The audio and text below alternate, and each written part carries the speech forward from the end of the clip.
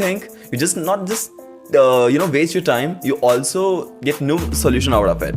And why exactly do we overthink? See, you overthink for certain reasons. First of all, fear of failure gives you overthinking. For example, if there's an examination that you need to prepare for, it'll give you the fear of failure. It'll give you the fear of judgment that it might be happen. Oh my goodness, it could have happened.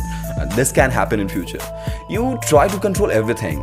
And सोचिए जैसे अगर आपको कोई presentation देना है, लेकिन presentation से पहले आप सोचने लगते हैं कि मुझ पे हंसेंगे क्या, किस तरीके से मुझे बोलना चाहिए, फर्स्ट लाइन क्या होना चाहिए, पहला 4-5 लाइन से क्योंकि थॉट डालूँ मैं, क्या मैं भूल जाऊँगा बीच में, क्या पता कोई लाइन मैं भूल जाऊँ, अगर मेरी इंग्लिश खराब हुई भाई क्या होगा। जब ये सारे सिनेरियोज आपके माइंड में ये चलने लगते हैं ना, तो इस तरह की सोच से you get nothing other than घबराहट। And if you want, keep doing it. If you don't, then there are certain things that you can do.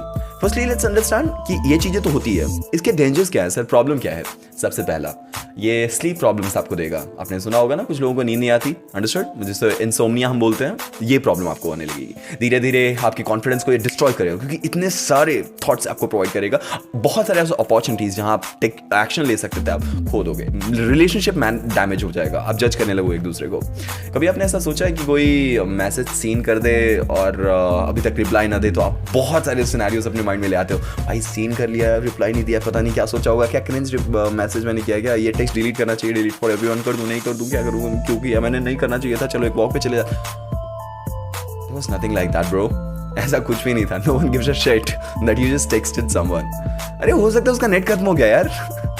So it's our own fault. Understood? My fault, आप समझ रहे हो ना? तो वो हमारे साथ होता है। Let's understand कि टेक्निक किससे हम इससे बच सकते हैं। Power of now technique. Ask yourself, is it happening now? Examination गड़र लग रहा है, अभी हो रहा है क्या एग्जामिनेशन? नहीं, भूल गए।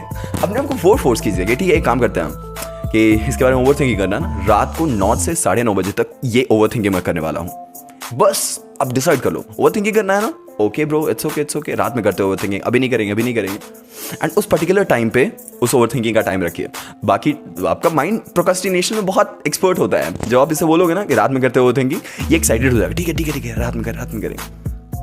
अगर इससे भी नहीं रुक रहा ना, तो जल्दी से कुछ स्ट्रैटेजीज हैं। 5 चीजें आसपास जो देख सकते हो, 4 चीजें जो आसपास छू सकते हो, 3 चीजें जो आपको सुनाई दे रही है, 2 चीजें जिससे आप स्मेल कर सकते हो, और 1 चीज जो आप टेस्ट कर सकते हो। इतनी चीजें अगर आपने अपने आसपास ढूंढ ली, एंग्जाइटी को आप कुछ ही सेकंड्स में अपने काबू में ले लो, क्योंकि आप प्रेजेंट मोमेंट को फील करने लगते हो, आसपास ऑब्जर्व करने लगते हो, चीजों को देखने लगते हो, and this gives a quick shift in the thinking process.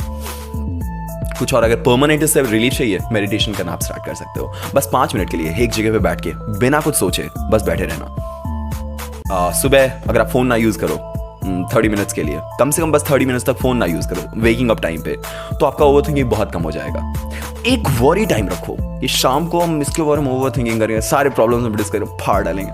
वो टाइम पे अगर आपने ये सब स्टार्ट किया, तो trust me, rest of the time आप बहुत एंजॉय करोगे। पता है, एक बुजुर्ग ने अपने पोते से कहा, पता है भाई, हमारे अंदर 2 भेड़िए होते हैं। एक होता है जो हमेशा डरा हुआ रहता है, कांपता रहता है अपने अंदर से। दूसरा होता है साहस वाला, उसमें बहुत पावर होता है। पोते ने पूछा, कौन सा भेड़िया जीतता है दादाजी? दादाजी ने बोला, जिसे हम खाना देते हैं। दूसरा मर जाता है। सोच लीजिए, किस भेड़िए को आपको खाना देना है, वो कॉन्फिडेंस वाले को या जो आपको डराता है उसे? एक समरी के साथ इसको समझिए। अभी आपने जो एक्सप्लेनेशन में सीखा है, सबसे पहला, ओवर थिंकिंग आपके पीस को खत्म कर देगा। जो अच्छे थॉट्स आपके होते हैं ना, सब जीरो हो जाएंगे और कुछ याद नहीं रहेगा, सिर्फ प्रॉब्लम्स याद रहेंगे, और उसके साथ नए प्रॉब्लम्स और आएंगे। आप यूज कीजिए नाउ टेक्निक का। 5 चीजें जो आप आसपास देख सकते हो, 2 चीजें स्मेल कर सकते हो, 3 चीजें जो छू सकते हो, इस टाइप से अपने माइंडफुलनेस को प्रैक्टिस कीजिए, अपने आप को समझिए। हाँ, आप डायरी लिख सकते हो, और हाँ, उस पर्टिकुलर वुल्फ भेड़ियों को कंट्रोल करके रखिए, ताकि कॉन्फिडेंस वाला भेड़िया आपके ऊपर हावी रहे, ना कि वो प्रोक्रास्टिनेशन या डरने वाला।